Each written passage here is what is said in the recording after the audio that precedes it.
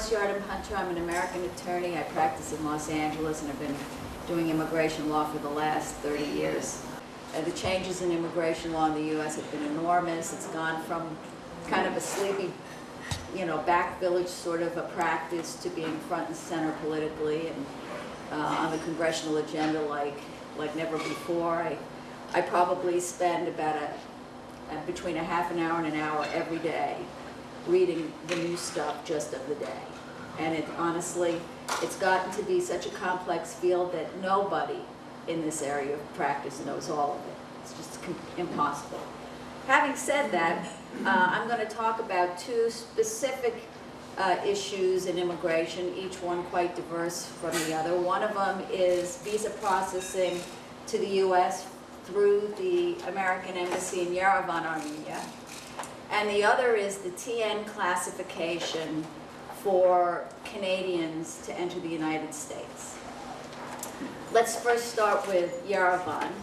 I'm going to discuss some basic issues that apply actually to all aliens, but specific as to, applied as to Yerevan. First, Section 214B of the Immigration and Nationality Act sets up this presumption that all aliens entering the U.S. are intended immigrants. An immigrant is someone who's coming to the U.S. on a permanent basis, indefinitely. It's the same thing as the green card. The green card is the reflection of the immigrant status, and it's called green card because at one time the card was green. So what does that mean? If there's this presumption of immigrant status, it means that everybody else who wants to come as a non-immigrant, which is temporary, limited in scope and purpose, has a hard time proving this. You have to prove that you're coming temporarily, otherwise the U.S. government's going to think that you're coming permanently.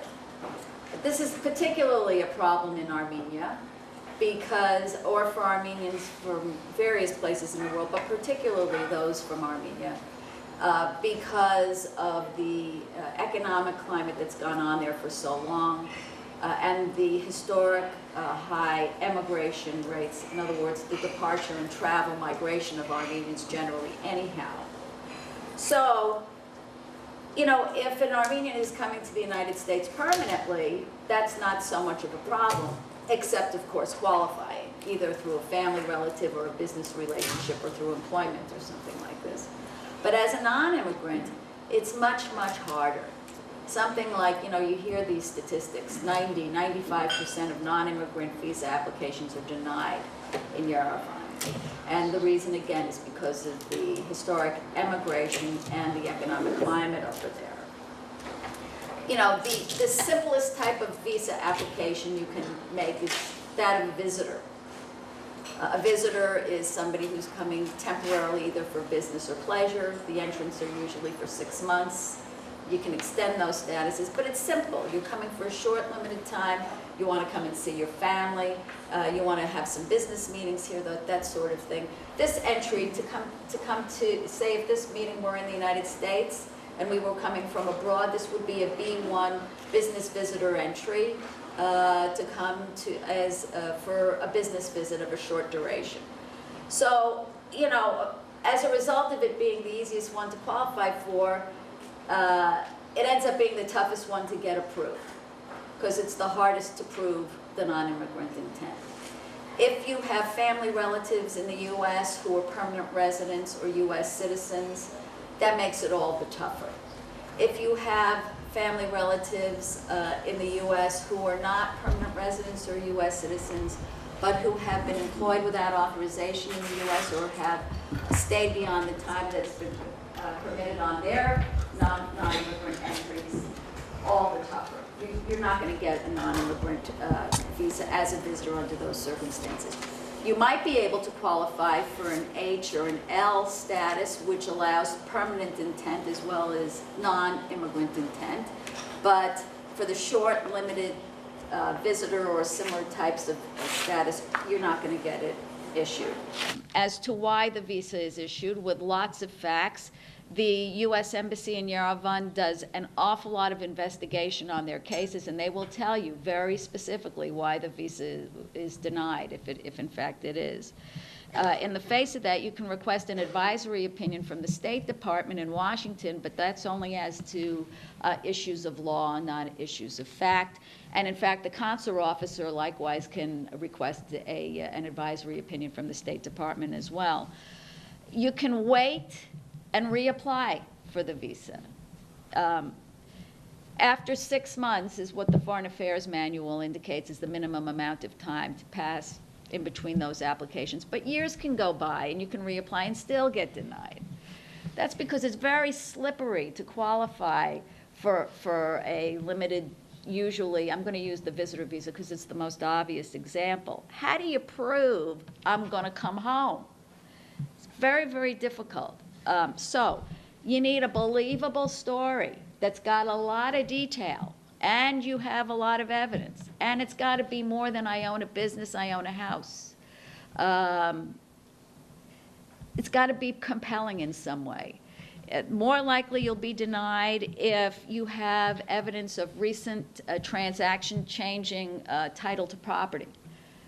For example, you have your mother owns a parcel of land, you're 25 years old, you say you want to come to the U.S. for a visit, you understand that you have to show ties to return to Armenia, your mother conveys the property to you, now you own the land, yeah, you have a job in Armenia now, you're lucky, you know, the rest of your family is in Armenia, you're not married, surely you don't have ties in the U.S., all your ties are in Armenia, but they're not going to issue that visa to you probably unless you have a lot more specific stuff that just applies to you. That recent conveyance of the property is going to show, well, you know, they're just doing this just so that the person could come over to the U.S. and that's that. They're not going to issue the visa. So, you know, you'll see people going through all sorts of contortions to get some sort of a visa to come to the U.S. One example I saw recently was a woman who tried, a pharmacist in her late 30s who was not married, introduced to an American online through her sister, who was sister's friend, who's married to this guy's brother. You know, they're communicating through IM for something like a year. She tries to get a visitor visa to come to the U.S. She gets denied. 6 months later, she applies for a student status to come and study English. She gets denied. So that's when they hire me. Long and short, he is going to go and visit her. I said, beautiful, that's fabulous. Then you can apply for a fiancé visa if you want to do that. She would then come over on a fiancé visa, and within 3 months, you're meant to then get married. So they box people into these sort of untenable situations. But they had known each other already for a couple of years by the time she finally got over. He had gone over and visited her like 3 different times. All's well that ends well. She now lives in Arizona with him. So that's how these things sometimes go. Okay, so very important to have honest applications. Related issue to this is fraud, you know, where intention it gets a little bit stronger. Well, you know, you can't prove the non-immigrant intent, but are you then actually lying? There is this mindset amongst Armenians that it's okay to not deal with the truth. You know, that the hardest thing that an immigration attorney has got to do is to convince their client that they're harming themselves very often irreparably if they commit fraud. Fraud is nothing more than a misrepresentation of material fact in the course of trying to obtain entry or a visa to the United States. I know I'm talking a lot here, and I probably should move on to the next topic of the TN. But so suffice to say, you know, going from what one's intention is and proving what's a legitimate intention to being accused of fraud, sometimes there's not that much of a difference. At any rate, you have to get your client's expectations in line. They should know that waivers of inadmissibility, either as non-immigrants or immigrants, can apply to fraud situations, but they're not easy to get. And what you want is an honest, straightforward, detailed application when applying for a non-immigrant visa in Yerevan. Okay, now, TN status. Canadians are not required to have a visa to enter the United States for almost every status, except for the E investor status or the K fiancé status or an immigrant visa. All other statuses for Canadians do not require a visa. That doesn't mean that the person doesn't have to qualify for the status. So there's this notion amongst Canadians that, well, you know, we can just come and go as we please and do whatever we want. But really, that's not the way it is. They still have to qualify for the status exactly like any other alien. So the visa, a visa versus status, just to dispel the confusion. The visa is a document that's affixed inside a passport. It's got the visa classification on there. It's got your picture, your name. It permits a person to come to the U.S. port of entry to request admission. So you have to prove to the consular officer you qualify for that status. Just because you have the visa issued doesn't mean they're going to give you entry. You come to the port of entry, you make another application for admission. Customs and Border Protection is going to decide whether or not they admit you. For TNs, that initial application is made at a Class A port of entry. You can't say if you're already in the United States, you came to visit, you don't have a visa, you don't have the status memorialized on what's called an I-94 card, which is an entry and departure card. It tells you what date by which you have to depart the United States. Many Canadians also enter the U.S. without getting an I-94, though over time now they're issuing them more, sometimes for visitors even. In other statuses, they're issuing it, including for the TN. So you make the initial application at a Class A port of entry, and are given the I-94 for the TN status, which can be for up to 3 years. It's for professionals who are non-immigrants. Professional in the minds of people who know about immigration law used to have to do with the H-1 status, which requires a bachelor's degree in order to perform. The beauty of the TN and why people love the TN is that you can get it quickly, easily, not a lot of documentation, and for those people who don't have degrees, the positions that are included on a very specific list of occupations that are TN qualified, which are on the Appendix 1603D1, which can be found at 8 CFR 214.6C. Right in that, the appendix, it'll tell you what's required for the type of job. Some of them require a degree. Most of them do require a bachelor's degree. Some of them also require a license. There are a few that don't require a degree, and those are a couple of those are what I'm going to tell you about. You know, those TNs that don't require a degree are scrutinized by Customs and Border Protection or the Immigration Service. If you're already here on a TN and you're going to extend the status, you can do it without leaving. So the Immigration Service, as well as Customs and Border Protection, get involved with the decisions on these things. So each agency will be looking at, you know, is this person really trying to circumvent the immigration law by shoehorning themselves into a category they don't really qualify for because they don't have credentials. The two statuses that don't require a lot of credential, or two of the statuses, just as examples, are the management consultant category and also the scientific technician category. Now, when you say management consultant and scientific technician, you're probably not quite sure what that is. And that's part of the beauty of the status. Statuses, they can apply to lots of different situations, but it also, you know, illustrates why there's abuse. You get a lot of people who really should have no business being either one of those categories trying to get them, and so as a result of which there's this tremendous scrutiny. For management consultants, either a bachelor's degree or 5 years of experience are necessary. The experience is illustrated by letters of experience. And so it's viewed as this catch-all category where a person really doesn't qualify for any of the other TN-specific positions that are included in the annex. Keep in mind, for management consultants, they work in two different environments, either for a management consultancy firm, or if they're working specifically for the employer where that's the TN employer that's going to be, say, hosting them and paying them. That's where it gets tricky. That person is not supposed to be occupying a position that would normally exist at the company anyhow. It's got to be a supernumerary position. I love that word. It's got to be this extra position where the company's got a specific issue that they need to get solved. That's what consultants are for, is to come in to address a particular problem and leave. Let me give you an example. You have a firm that's poising itself for takeover. They want to make themselves as attractive as possible.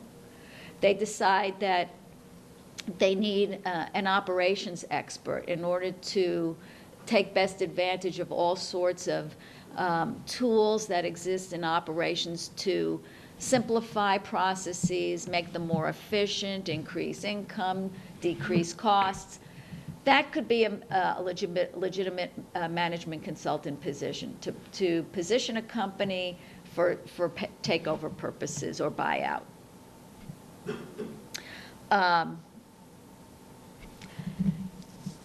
Consultancy agreements are really a nice tool to use when doing management consultant cases. As long as you describe the job as supernumerary, if the person is employed directly for the employer, and you gotta have a good consultancy agreement between the TN applicant and the employer, you should get your management consultant case approved. So the last thing I'm going to talk about is the scientific technician. These TNs support scientists and engineers. They're not required even to have any certain number of years of experience or anything. All that's needed for those is that they have theoretical knowledge in agricultural science, astronomy, biology, chemistry, engineering of all types, forestry, geology, geophysics, meteorology, or physics, and the ability to solve practical problems in these disciplines, or the ability to apply the principles of one of these disciplines to basic or applied research. Some Customs and Border Protection officers may believe that you have to work in a lab in order to qualify for a scientific technician position. That is not true.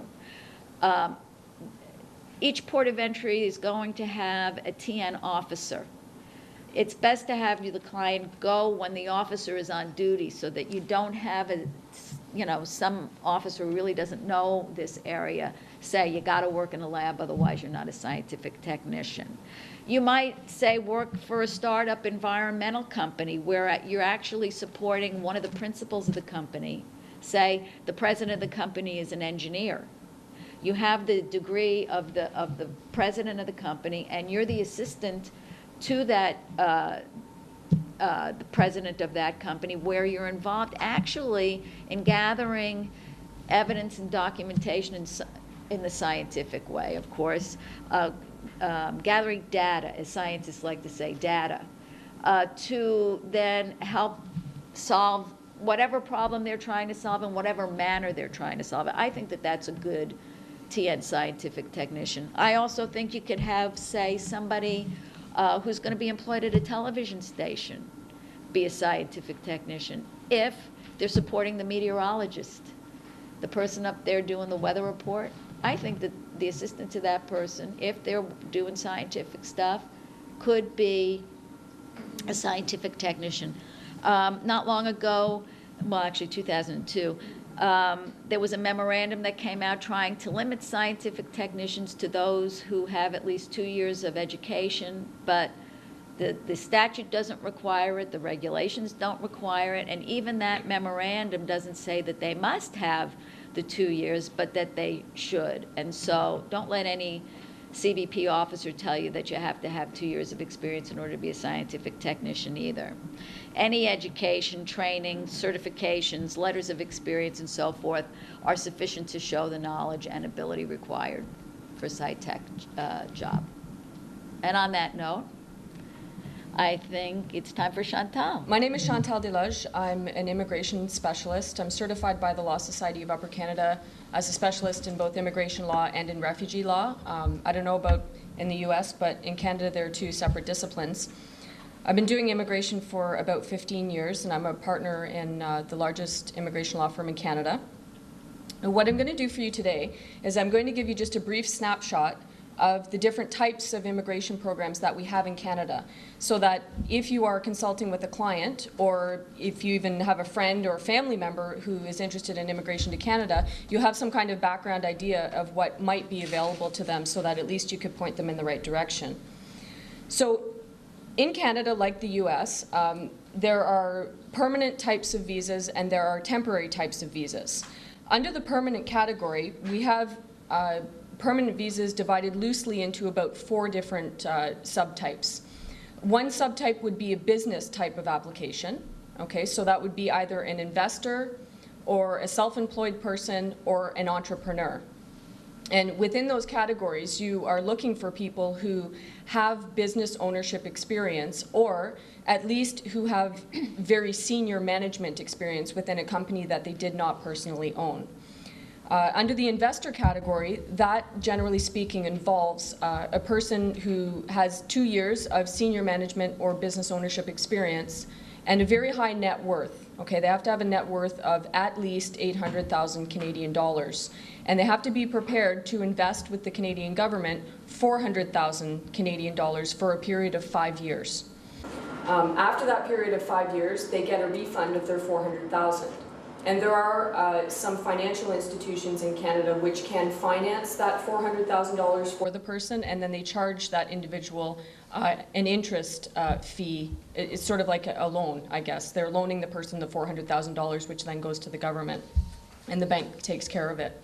One of the advantages under this category is that after immigration, the person is not obliged to do anything. They're not obliged to set up a business. They're not obliged to work in any specific profession or anything. They just basically come in, they're a permanent resident. If they feel like retiring, they can. If they want to work, they can. If they want to set up a business, they can. But they don't have